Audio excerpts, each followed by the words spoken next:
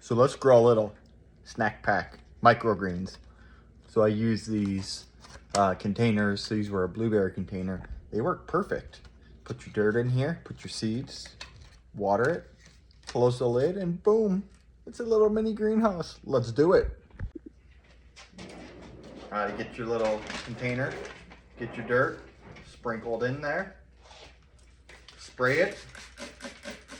Spray it really good. Typically dirt in a bag has no water, it's pretty dry, so we need to rehydrate it. But just spray it really good. Put another layer, spray bottle all over. Put another layer of dirt on top. Flatten it out, spray it again, and get to seeding. All right, so I'm gonna grab my microgreen seeds. Just put them all in there. Boom, boom, boom. Grab a little bit of dirt.